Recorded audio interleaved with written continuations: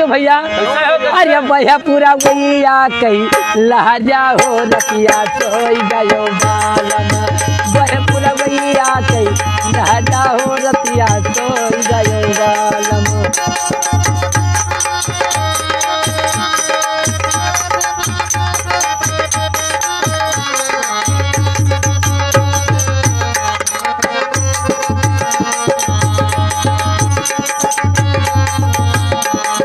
सास सवई घर में ससुर जी दुआरे सास सवई घर में